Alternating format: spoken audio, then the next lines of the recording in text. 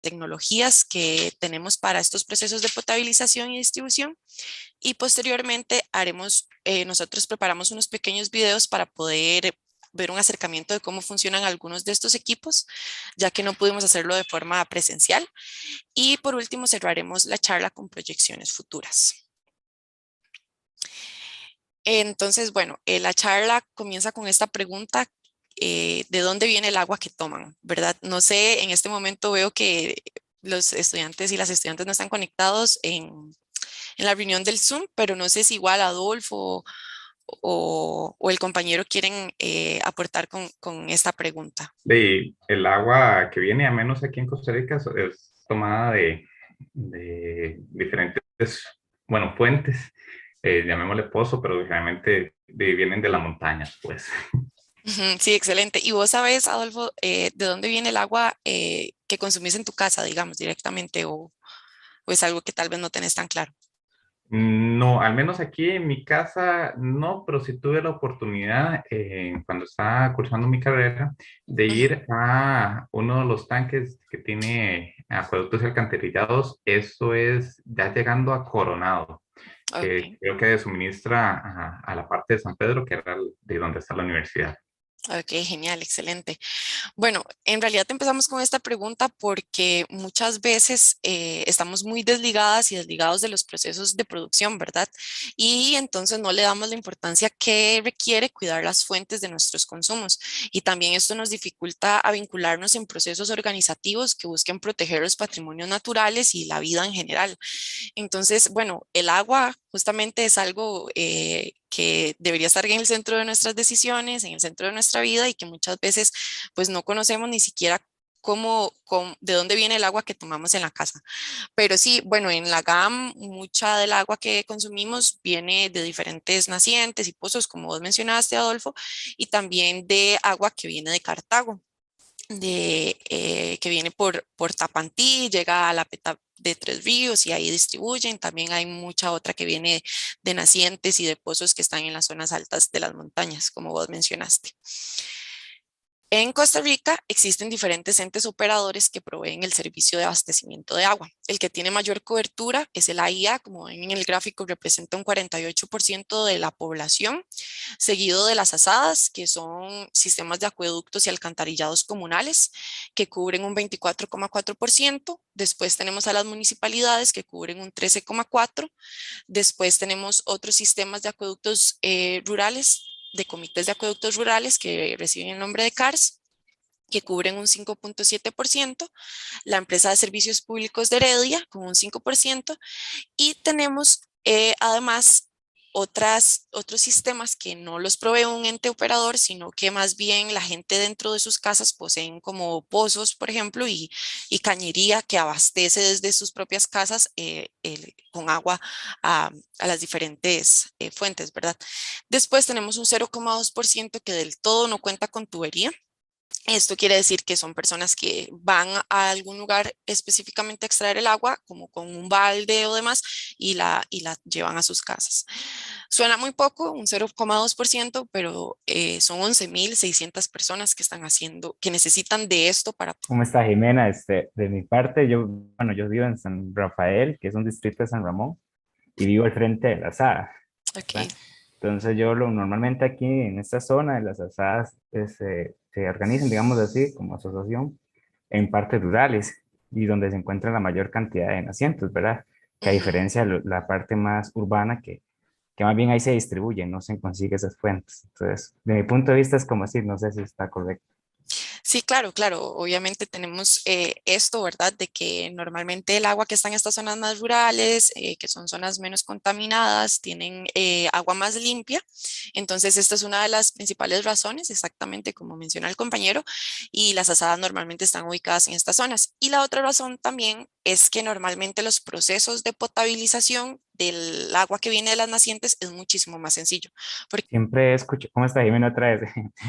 Siempre he escuchado que la parte bueno, la parte de zona franca, ¿verdad? Esas grandes industrias consumen bastante, sobre todo la parte bueno, mi fabricación de microprocesadores, me ha parecido que han comentado esa área, ¿verdad? Y la parte de la producción alimenticia también requiere bastante agua. Sí, excelente, excelente. Aquí como podemos ver justamente la agricultura, lo que es la ganadería, silvicultura y pesca es el que aporta mayor peso a este consumo de agua. Vemos que para el 2018 hay un consumo de más de 1.500 millones de metros cúbicos. A veces es como difícil dimensionar esto. Entonces, por ejemplo, sabemos que un metro cúbico son 1.000 litros, es decir, como 1.000 cajas de esta dimensión, ¿verdad? Eso es solo un metro cúbico y aquí estamos hablando de millones de metros cúbicos, ¿verdad? 1.500 millones de metros cúbicos. O sea, es un valor demasiado alto de consumo de agua en agricultura y todo lo que es la producción alimenticia. Y también, como mencionaba el compañero, las industrias seguidamente después de la agricultura, que es bastante más bajo, pero igual representan un alto porcentaje, todo lo que es la industria, digamos, como en zonas francas y demás, también necesitan mucha agua. Y por último, tenemos el consumo de los hogares.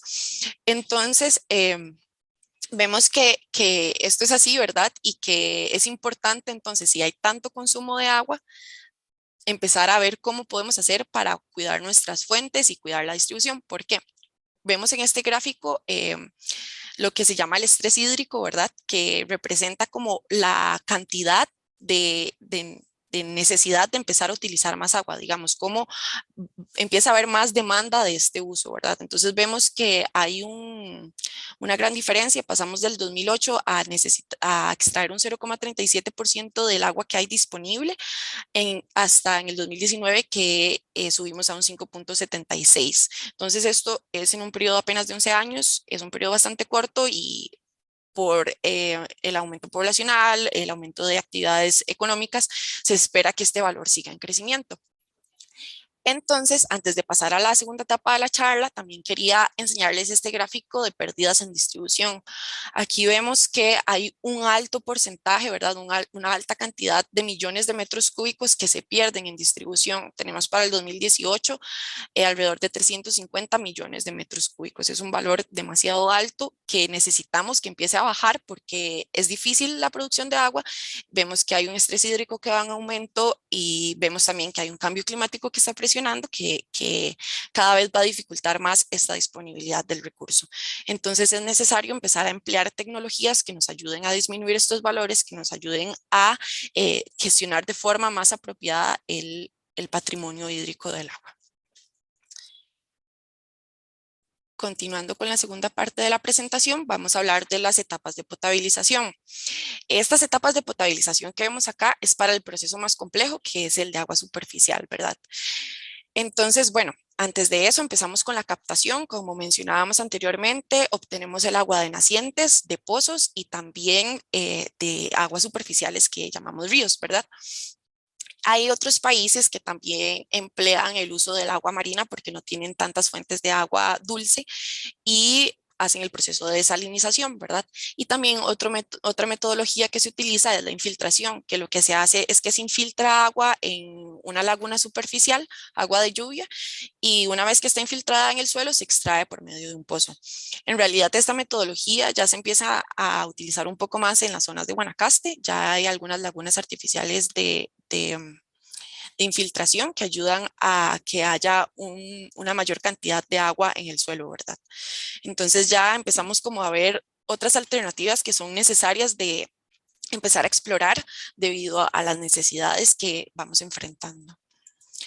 En este pequeño video podemos ver cómo se hace la captación del agua superficial. Normalmente se colocan unas rejillas, aquí hay como una obra civil, ¿verdad? En donde hay un canal que transporta el agua que se toma del río y las rejillas se utilizan para evitar que pase materia orgánica grande como ramas y hojas.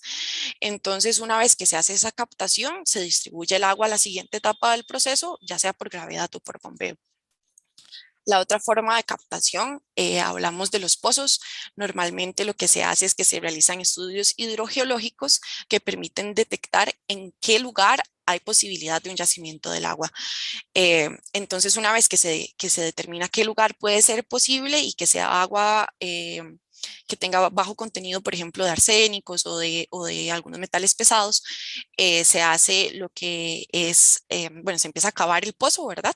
Normalmente más de 20 metros y ya se coloca una bomba sumergible que es la que extrae el agua de este pozo para poder ser conducida a la próxima etapa. Normalmente en esta etapa del proceso es necesario utilizar sondas de nivel para poder saber dónde está el nivel del pozo. Entonces aquí hablamos un poco de las tecnologías, ¿verdad?, que se requieren. Las ondas de nivel lo que hacen es que tienen una pieza de cerámica que a mayor columna de agua ejerce más presión sobre esta pieza de cerámica y entonces de esta forma podemos ir relacionando la presión, ¿verdad?, que va ejerciendo esta columna de agua y por tanto el nivel de la misma. Entonces es necesario colocar estos instrumentos para poder decir, ok, el pozo va por este nivel, dependiendo de la demanda, es necesario también buscar otras alternativas, ver cuándo apagamos la bomba para que esta no se dañe por trabajar sin agua y demás, ¿verdad? Y por último, la otra que vimos es la captación en nacientes. Normalmente las nacientes se ven de esta forma, es un yacimiento que viene de piedras, de la montaña, se encierra, se contiene con obra civil y aquí va aumentando el nivel y se conduce por tuberías. ¿Cómo hacemos para poder reducir un poco estas pérdidas en la distribución? Es necesario que una vez que sepamos la captación, digamos, de dónde empezamos a tomar, midamos la cantidad de agua que estamos midiendo, ¿verdad? La cantidad de agua que estamos empezando a distribuir, que empezamos a tratar y demás, para poder ir midiendo en diferentes puntos de los procesos la cantidad de agua que está pasando en las tuberías y cuando vemos que hay alguna diferencia notoria que no es por consumo, porque sabemos, conocemos el consumo de cada casa por los micromedidores que se colocan, ¿verdad? Podemos detectar dónde es que posiblemente haya una fuga de agua. Entonces, para eso se utilizan mucho lo que son los medidores de flujo. Los medidores de flujo hay de diferentes tecnologías. Para agua normalmente se utiliza la tecnología electromagnética, entonces para eso quería presentar este video. No sé si se escucha. ¿Ahí escucharon o no, no se está escuchando? Sí se escucha abajo, pero sí se escucha. Ok, igual viene con los subtítulos por si acaso. Entonces voy a presentarlo. Este es un instrumento de medición, como les mencionaba, electromagnético. Este video es explicativo como del principio de funcionamiento, como para que conozcamos este tipo de tecnologías. Let's take a closer look at how this measurement method works. Two field coils are located inside each electromagnetic flow meter. With the help of what are termed pole shoes, these coils generate a constant magnetic field over the entire cross-section of the measuring tube. Two electrodes which can pick up electrical voltages are installed at a right angle in the wall of the tube. The lining fitted on the inside wall prevents electrical short circuits between the conductive liquid and the metallic tube. If there is no liquid flow, no induced electrical voltage is measured at first between the two electrodes. The electrically charged particles of the conductive liquid are evenly distributed, shown here in water with red and blue particles. However, as soon as the liquid starts to flow in the measuring tube, the magnetic field applies a force to the charged particles. As a result, the positively and negatively charged particles in the liquid are separated and collect on the opposite sides of the tube wall. Now an electrical voltage forms, which is detected and measured by the two electrodes. This voltage is directly proportional to the flow velocity in the pipeline. Together with the known tube cross-section, the flow volume can then be calculated.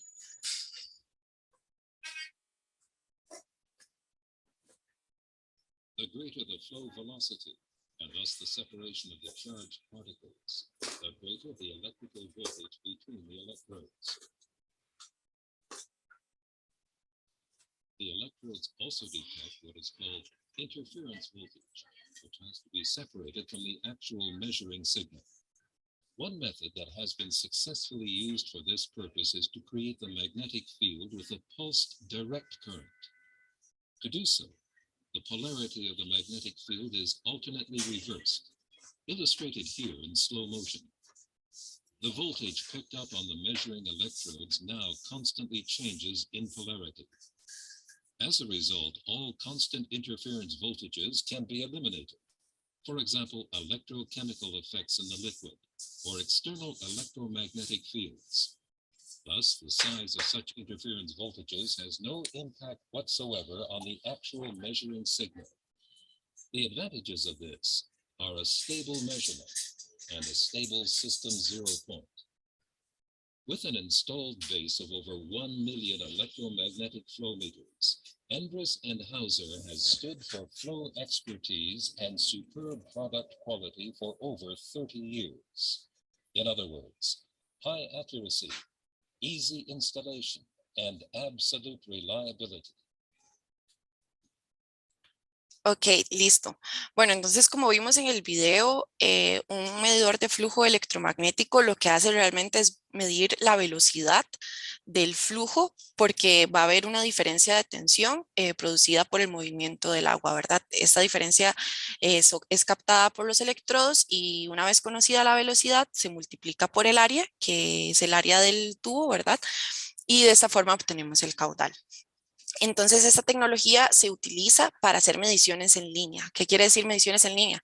Que está constantemente tomando datos y esos datos se pueden enviar como a un centro de control. Entonces, de esta manera nosotros podemos dar seguimiento y conocer y crear alarmas de, por ejemplo, de cuando hay alguna diferencia en el caudal significativa que nos alerte y así poder empezar a detectar problemas en el sistema de distribución. En todas las etapas de los procesos, digamos, entre etapas, es importante poder tener control de cuánto es el caudal que está pasando de una etapa a la otra y así poder tener mayor control del proceso. Entonces, bueno, una vez realizada la captación, se distribuye normalmente a lo que son los desarenadores. Esto principalmente para los procesos de aguas superficiales.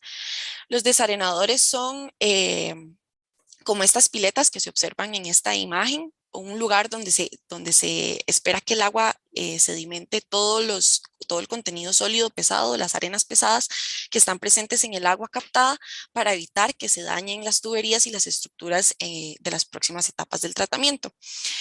Estas estructuras de desarenación tienen que recibir mantenimiento, ¿verdad? Sanitario, en donde se elimina la arena que se ha acumulado y la limpieza se hace en periodos de tiempo variables, que va a depender mucho también de la cantidad de lluvia, de los sólidos que traiga el agua.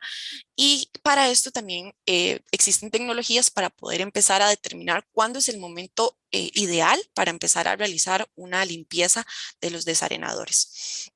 Entonces, ¿cómo realizamos esto? Tenemos el desarenador, ¿verdad? Que está con el agua acá y hay en la parte inferior un contenido de sólidos que va a ir aumentando. Existen medidores de nivel de sólidos dentro del agua que lo que hace es medir la diferencia de densidad, por ejemplo, entre el agua y el sólido. Entonces, se emite una onda ultrasónica. Ahorita voy a poner un video que explica mejor. Y la onda ultrasónica va a ir bajando cuando detecta un cambio de densidad, rebota y este rebote va a hacer que se mida, digamos, el tiempo que tomó la onda ultrasónica en salir del sensor hasta llegar a la última parte y cuando duró devolviéndose, entonces de esta forma podemos determinar el nivel. Una vez determinado el nivel de la cama de sólidos, podemos también configurar un nivel máximo desde donde queremos empezar que se hagan las limpiezas. Entonces decimos, ok, cuando esté a tal nivel ya ocupamos que se haga una limpieza de los desarenadores y, por ejemplo, ocupamos que se abran unas válvulas para poder lograrlo. Hay formas también de poder hacer esta operación de las válvulas de manera automática, que es parte de estas tecnologías para poder empezar a hacer los procesos, como tener más control en los procesos y realizarlo en el tiempo que realmente necesiten realizar estas limpiezas. Entonces, bueno, en este video, no sé si se escucha o igual suena bajito.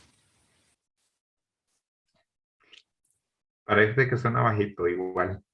Ok, igual este video es bastante corto, igual lo que... Los sónicos son generados piezoeléctricamente y reflejados en la superficie del producto debido a la diferencia de densidad entre el aire y el producto. Igual aquí lo que quería que vieran era justamente estas ondas. Este, por ejemplo, es el sensor que emite las ondas. Entonces, una vez que llega la onda por ejemplo, en este caso a los lodos, la onda va a rebotar. El periodo de tiempo medido y analizado por el instrumento entre enviar y recibir el pulso es una medida directa para calcular la distancia entre la membrana del sensor y la superficie del producto. Entonces, justamente como mencionan en el video, el tiempo que se toma en enviar y en recibir de nuevo la onda es una medida proporcional a lo que es el nivel, ¿verdad? Entonces, de esta manera es como se hace. Y también quería mostrarles este video de cómo se puede operar de forma automática una válvula. Este video de acá es para la operación de una válvula de forma neumática, es decir, que utilizan aire para poder abrirla y cerrarla, pero también hay válvulas que se pueden operar automáticamente de forma eléctrica. Este equipo que realiza esta operación de forma automática se llaman actuadores. Entonces los actuadores son los que le indican a la válvula cuándo abrir y cerrar, y esto lo podemos hacer por un sistema de control, por ejemplo, con estos medidores de nivel. Entonces, una vez que el nivel marque tanto, mando el control al actuador para que el actuador abra o cierre la válvula. Vamos a ver si carga.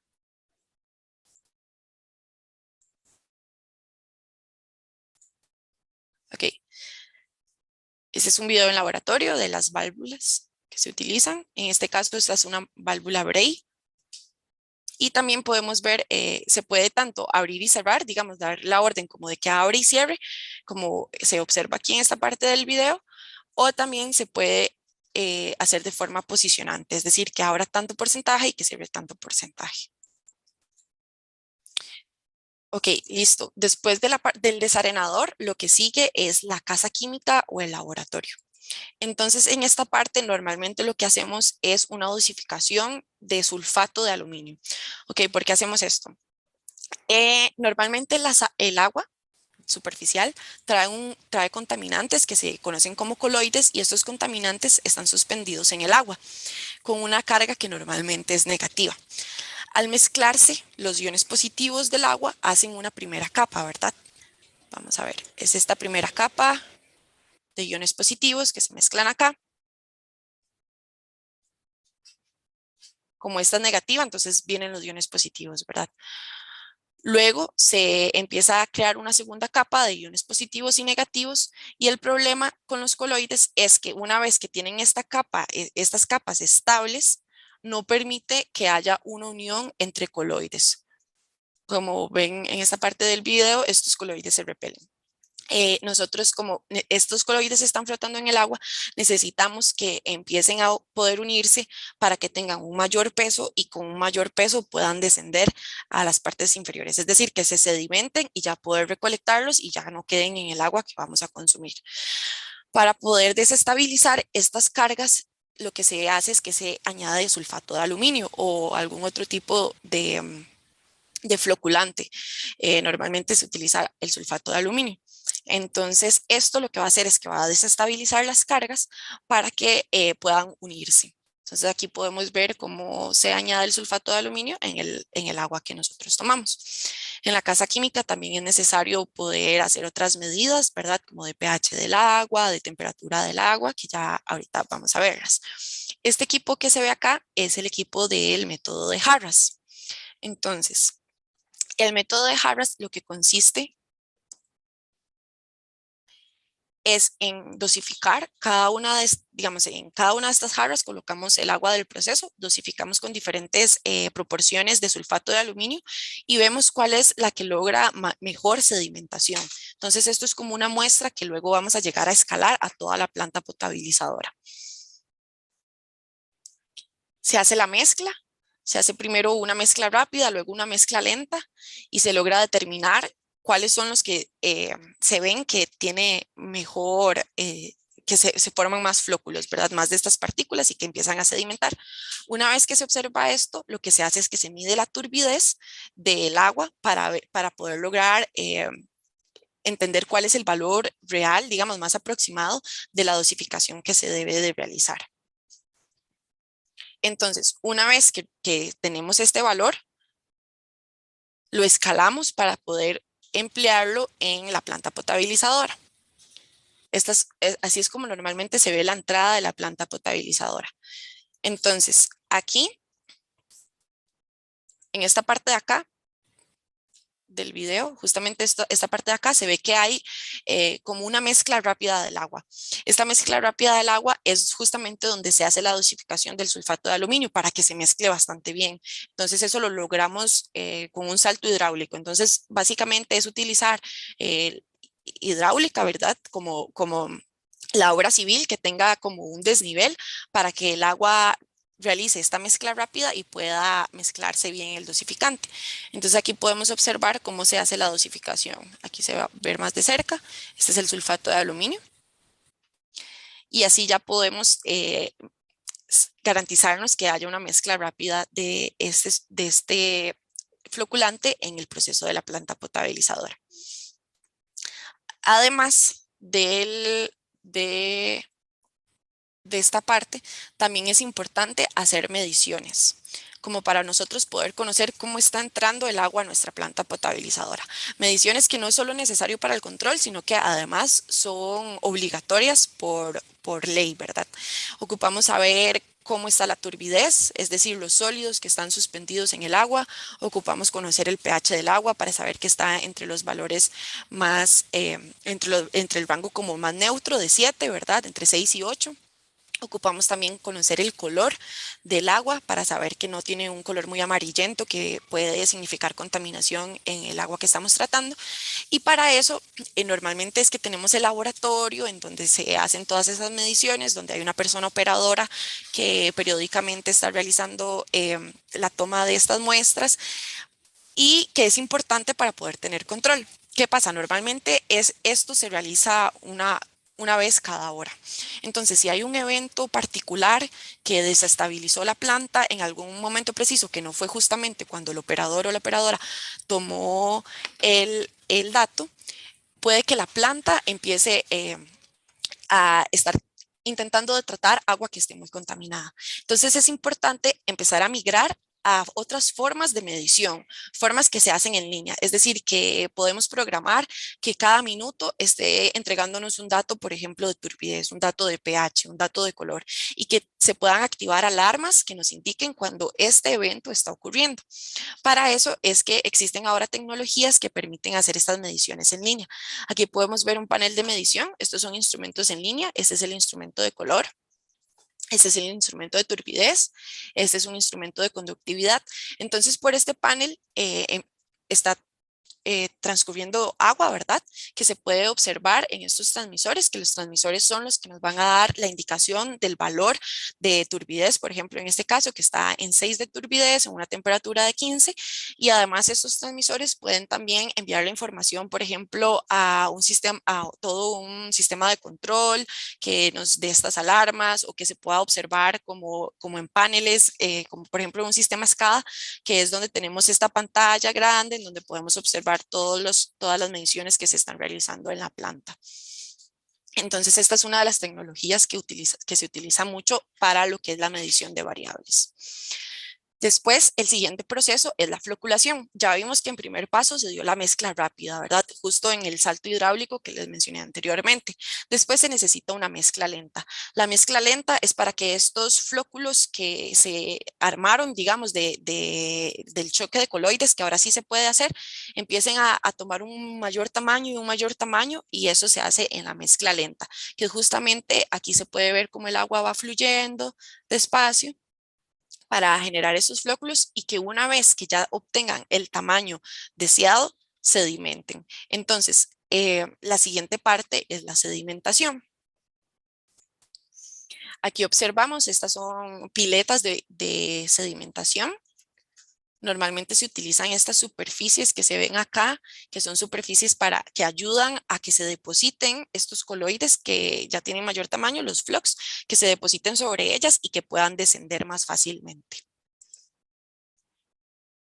Entonces aquí ya el agua que va a quedar en la parte superior es agua que está muchísimo más limpia y que seguidamente va a pasar al proceso de filtración. En esta etapa de sedimentación aquí quiero mostrarles esta imagen que es justamente cuando se hace la limpieza de los sedimentadores. Aquí observamos a las personas operarias que están limpiando los lodos que se acumulan en las partes inferiores. Esto normalmente representa un gasto bastante alto en la planta potabilizadora, no solo económico, ¿verdad? Sino también estamos hablando del recurso del agua. Se tiene que vaciar completamente la pileta para poder realizar la limpieza, ¿verdad? Entonces aquí también es importante poder programar estas limpiezas de manera que no sean tan empíricas, que no sean tan nada más hagámoslo una vez por semana, sino que sean realmente cuando los lodos están en el punto que nosotros definimos como máximo para realizar estas mediciones. Entonces, para eso justamente realizamos lo mismo que les explicaba en los desarenadores, un medidor de nivel que nos permita determinar cuándo está el nivel de los lodos en una máxima capacidad para ya poder programar las limpiezas, igual con los actuadores, con las válvulas que nos van a abrir y cerrar automáticamente todos los tubos, las tuberías que están por acá abajo para que se desarene, digamos, todos los lodos que están en esta etapa. Seguidamente sigue la parte de filtración. Normalmente para la filtración lo que tenemos son piedras de diferente granulometría. Entonces vamos a tener piedras que son más gruesas, luego más pequeñas y entonces el agua va a pasar por todas ellas para poder salir ya casi sin sedimentos. En realidad, después de la filtración ya el agua está sin los sedimentos que no podríamos consumir, digamos, ya el agua sale completamente bueno, casi potable, solo falta el proceso de cloración para ya poder consumirla. Obviamente los filtros se ensucian, ¿verdad? Porque el agua va a ir con los sedimentos y va a llegar un punto en donde ya estos filtros estén tan saturados que necesitan una limpieza. Entonces, para nosotros poder determinar cuándo se deben de hacer las limpiezas de los filtros, también es importante colocar un sensor de turbidez a la salida de los filtros. Conociendo la turbidez a la salida, vemos cuando ya el agua está saliendo con mucho contenido de sólido, más del que debería de ser. Entonces, sabemos que en ese momento tenemos que programar la limpieza de los filtros, igual que se puede hacer con las válvulas, ¿verdad? Que se abran y se cierren de forma automática cuando este valor de turbidez nos indique. Entonces aquí esto es un video de cómo se ve una limpieza de filtros, como el agua se ve bastante sucia, ¿verdad? Y por último en el proceso está lo que es la cloración. Ok, aquí vamos a hacer una pausa para ver, bueno, todas estas etapas que vimos en esta parte del proceso las realizamos cuando es con agua superficial. Si nosotros hacemos la captación de una naciente o la captación de un pozo, normalmente saltamos de esta parte hasta la cloración. Entonces nos saltamos todos estos pasos, ¿verdad? Y normalmente la cloración que realizamos es un poco más sencilla que la cloración con gas. La cloración con gas la realizamos normalmente cuando son plantas grandes, por ejemplo, esta planta en Tres Ríos que les mencionaba, que es una de las plantas más grandes del país, que es la que provee de gran cantidad de agua a la GAM. Entonces, el proceso de cloración se hace con estos cilindros de gas que contienen el gas, el cloro de forma gaseosa, y lo que se hace es que se inyecta al proceso, ¿verdad? A donde ya tenemos el agua que viene saliendo de la filtración. Ocupamos saber que no estemos dosificando una cantidad de cloro que esté por encima de los valores permitidos, porque obviamente esto podría ser perjudicial para la salud, y tampoco que esté menor de los valores permitidos, porque puede que entonces esta cantidad de cloro no esté realizando el efecto que tiene que hacer de matar todos los microorganismos, ¿verdad? Entonces, para poder medir la cantidad de cloro que tenemos en el agua, digamos el cloro residual, que el cloro residual es justamente el cloro que una vez que ya hizo su efecto de matar los microorganismos que venían en el agua, es el cloro que quedó, ¿verdad? El cloro que queda. Entonces, este cloro es el que ocupamos que esté en un rango entre 0,30 y 0,90 miligramos entre litro y poder garantizar que sea para consumo humano. Entonces, para esto también es necesario hacer mediciones de cloro residual. Normalmente estas mediciones de igual forma normalmente se hacen con un operador que va a tomar la medición cada hora, pero puede que el agua venga muy contaminada en algún punto específico y que ocupe mucho cloro para poder hacer su efecto, ¿verdad? Y entonces que el cloro residual sea muy bajo. O puede que el agua venga muy limpia y que estemos dosificando mucho cloro. Entonces también aquí es donde es necesario empezar a migrar a estas tecnologías de medición de cloro en línea, en donde podamos tener un valor, ¿verdad? Valores constantes, por ejemplo, de cada minuto o cada tantos segundos que nos indiquen cuánto es la cantidad de cloro que estamos dosificando y así poder empezar a regular estas dosificaciones. Por último, se tiene la etapa del almacenamiento, que en el almacenamiento también es donde almacenamos el agua en los tanques que, por ejemplo, nos comentaba Adolfo al inicio, y que aquí, después de esto, vamos a empezar a distribuir a a las diferentes viviendas, a los diferentes lugares que consuman el agua. Entonces, antes de hacer esto, es importante volver a chequear que todos los parámetros que necesitamos que estén de forma regulada estén en los parámetros, en los valores correctos. Para esto es necesario, de nuevo, poder medir lo que es la turbidez, medir lo que es el color, medir el pH, medir el cloro antes de distribuirlo, ¿verdad? Entonces aquí se puede colocar un panel como el que observamos en el inicio de la planta para poder tener control sobre estos parámetros. Ok, estos son los videos que quería mostrarles de los instrumentos. Entonces esta es la tercera parte de la presentación. Estos videos son cortos, eran los instrumentos que queríamos mostrarles en vivo, pero debido al cambio, hicimos estos pequeños videos para que los vieran. Entonces, este que voy a mostrar en primer lugar es un sensor de pH. El sensor de pH igual nos va a dar los valores de pH cada cuánto decidamos que nos los dé, ¿verdad? Entonces podemos programar para que nos lo dé cada 10 segundos, podemos programar para que nos dé cada minuto o lo que sea necesario. Este que ven acá es un transmisor portátil, es decir, este sensor de pH yo lo puedo llevar a todas partes de la planta como para ir a medir un valor específico, ¿verdad? Entonces es bastante útil para poder ver si en algún punto de la planta específico yo creo que hay algo extraño, puedo ir allá a colocarlo y darme cuenta. Y también vemos que nos entrega el valor de temperatura.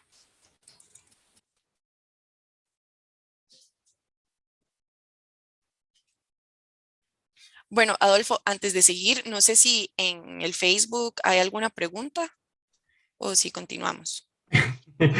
De hecho, te iba a decir, los chicos están muy emocionados, han hecho muchas preguntas, Okay. Súper, qué muchas, bueno. muchas. El asunto es que algunas van como en la línea más como de políticas, país, más hacia ese tipo, que tal vez se salgan de tu conocimiento, de tu expertise, pero si hay otras ahí un poquillo más técnicas que podríamos tal vez atender. Entonces, no sé si le damos paso a las preguntas mejor. Ok, igual sí, si quieren podemos hacer como pasar a las preguntas y después esta última parte que es más corta, como Ok, para no dejarlos con dudas. Entonces, adelante. está bien. Bueno, así entrando a las preguntas técnicas, una de las primeras es que, bueno, cuando hablaste de captación, vimos de agua potable, pero sabemos que hay tecnologías como las de ósmosis inversa, donde se busca desalinizar el agua. Entonces, no sé si vos tenés conocimiento de qué tanto se ha implementado esto a nivel de Costa Rica. Ok, en Costa Rica no realizamos ósmosis inversa por el momento, digamos, para consumo de agua. Se pretende empezar un poco a realizar esto también para poder, para otro tipo como de tecnologías, como empezar a hablar como de hidrógeno, ¿verdad? Como de energías con hidrógeno. Entonces sí, se realiza la ósmosis inversa, como lo menciona la persona que realizó la pregunta, pero para consumo de agua, en realidad en el país tenemos demasiadas fuentes de agua dulce que ahorita no ha hecho que sea necesario llegar a emplear estas tecnologías. También porque son tecnologías que son muy costosas, ¿verdad? En comparación con una naciente que prácticamente solo extraemos el agua de la naciente. Entonces, en este caso, el costo que representa es bastante alto como para utilizarlo en consumo de agua, por lo que no se ha empleado tanto para consumo en sí, sino como más para hidrógeno, como en esos proyectos que realiza Franklin Chang en Adastra, por ejemplo. Sí.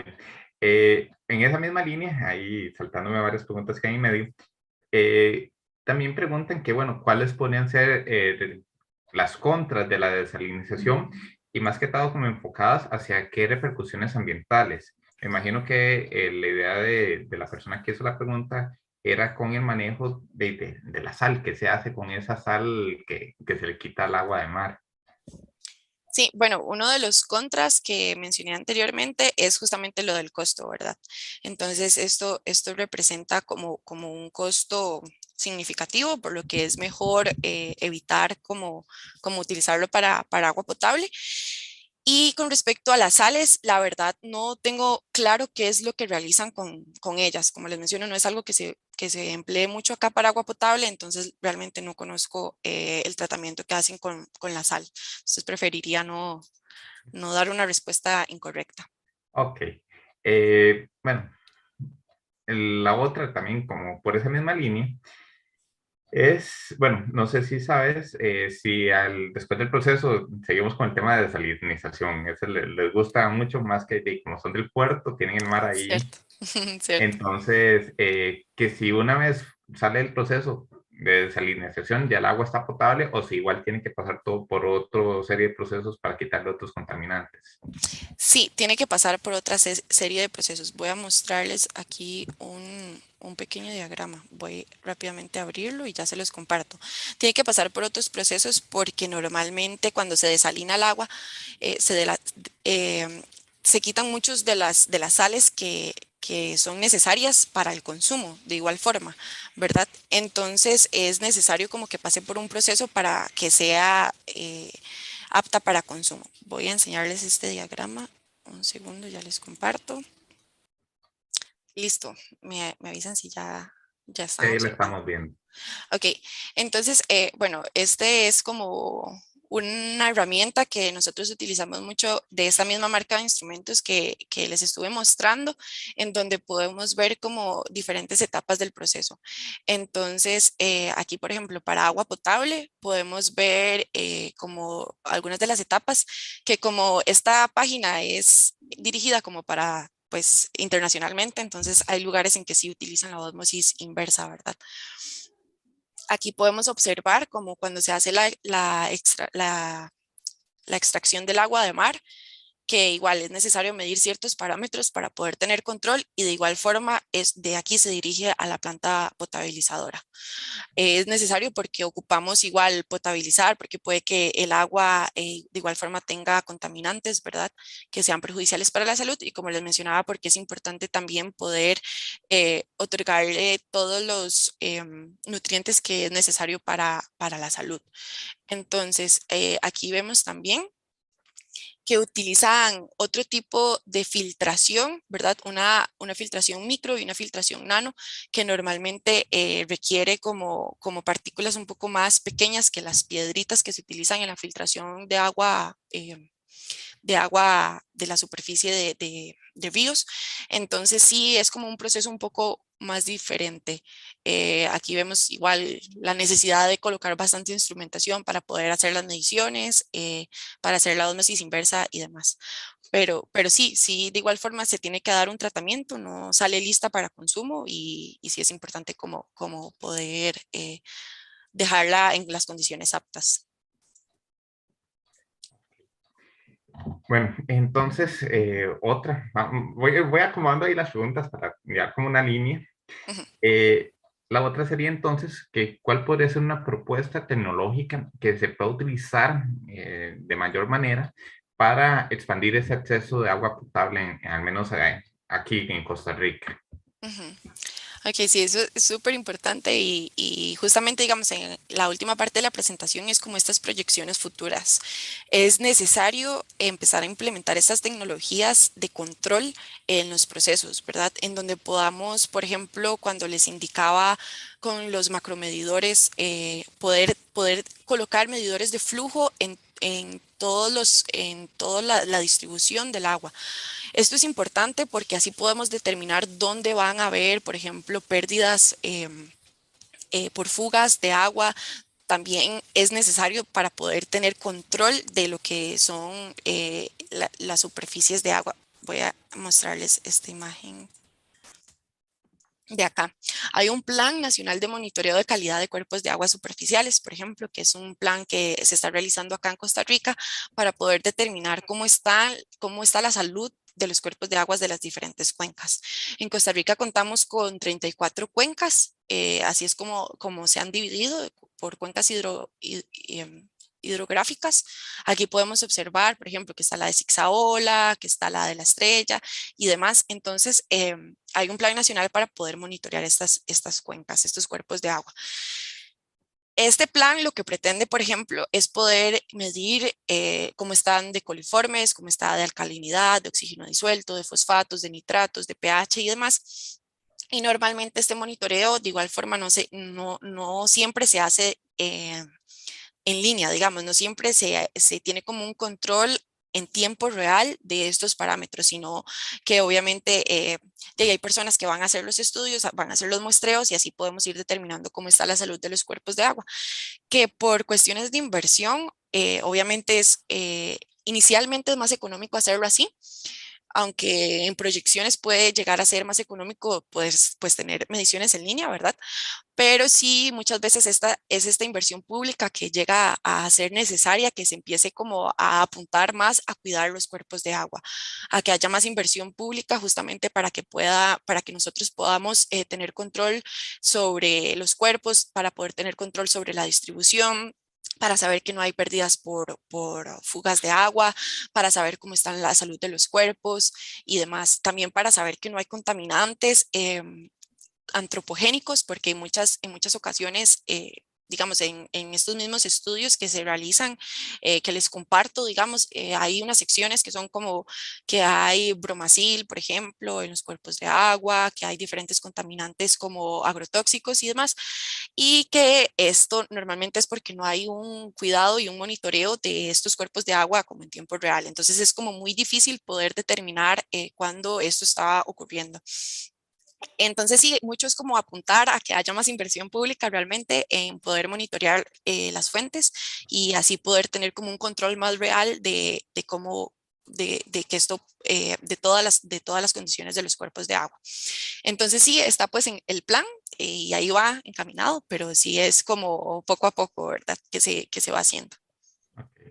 Hablando de los contaminantes, aquí nos preguntan cómo se hace, por ejemplo, para eliminar metales pesados o incluso arsénico de las fuentes de agua. Sí, bueno, en realidad el arsénico es como de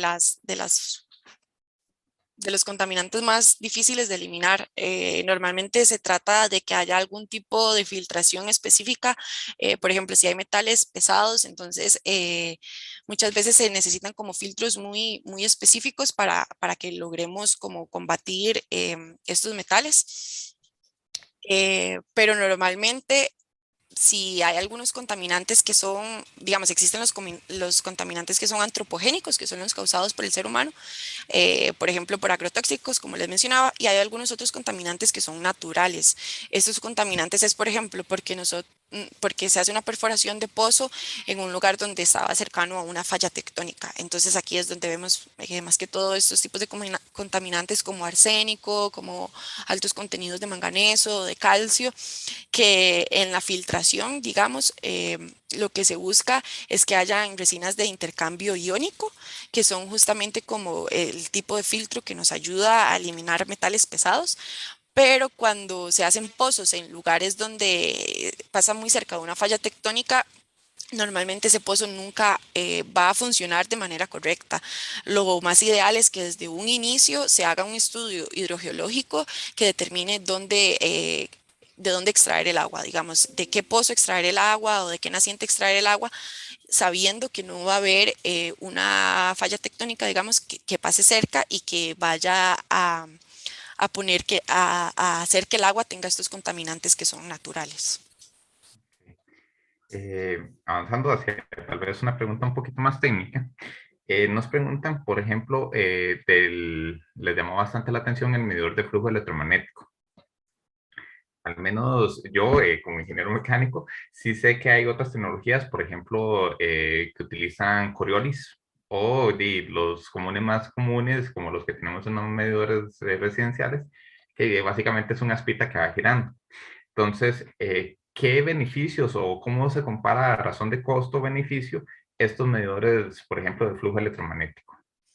Sí, correcto. Hay diferentes tipos de tecnología. Yo les mostré el electromagnético porque es uno de los que se utilizan más para agua, pero sí, existe el tipo de Coriolis, hay otros que son ultrasónicos, que de igual forma lo que hacen es que envían ondas ultrasónicas que hacen como que rebote en el agua, digamos, la onda va a rebotar de formas distintas dependiendo de la velocidad de tránsito del agua.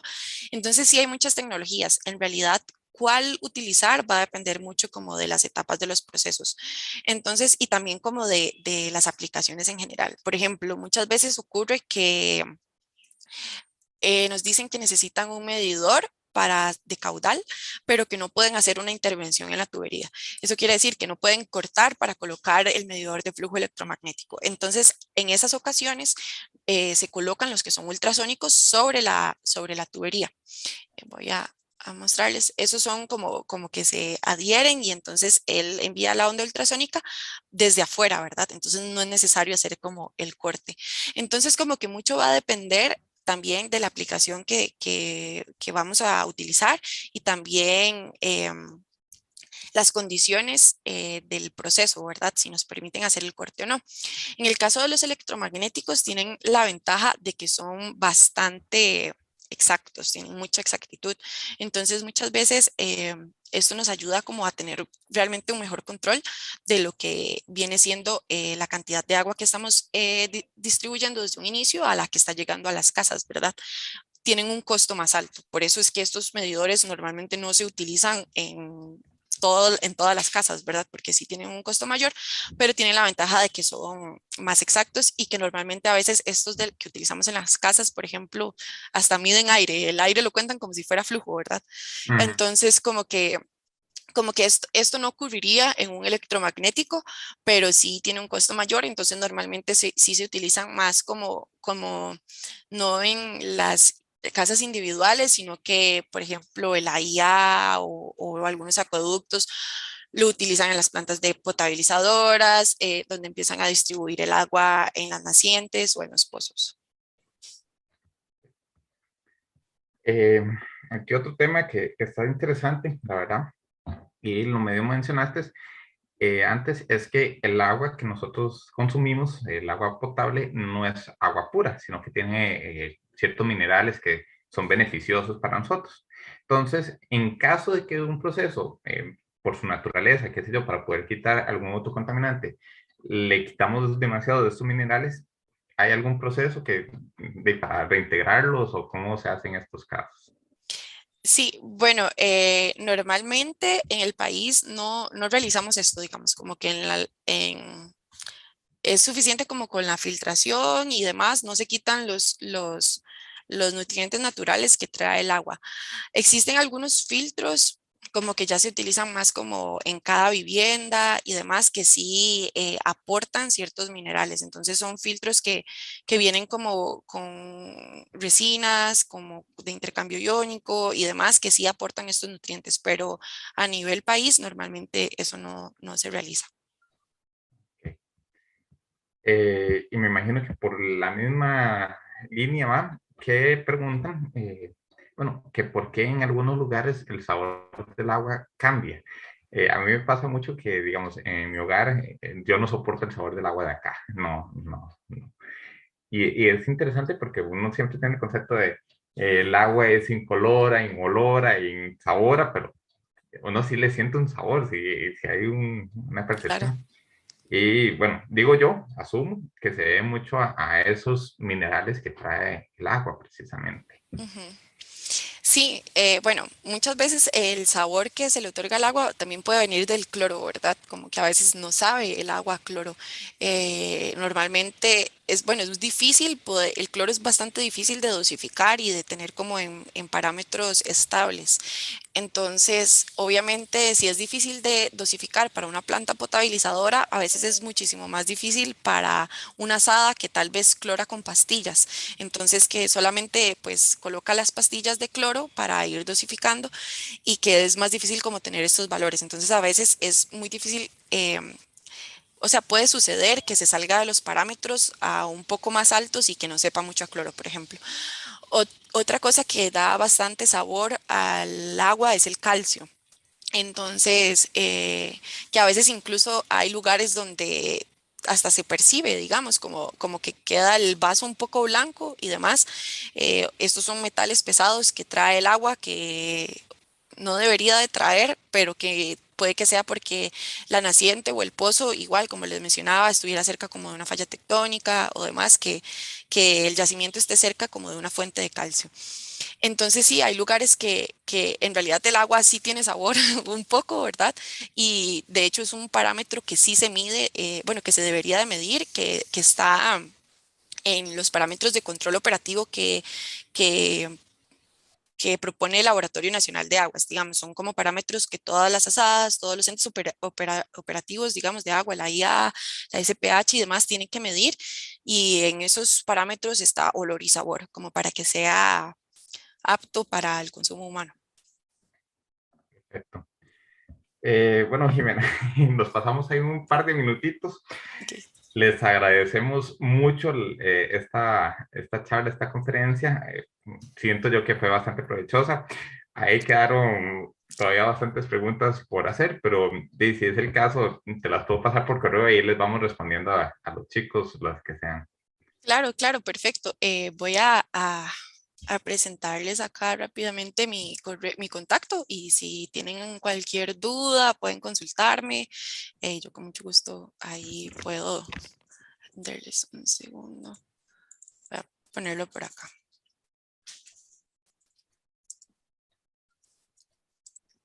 Bueno, Jimena Santamaría Cordero. Mi teléfono es 8644-6451 y mi correo es ingeniería@tecnosagot.com. Entonces, bueno, aquí se los puse en la presentación. Está Sí, bien.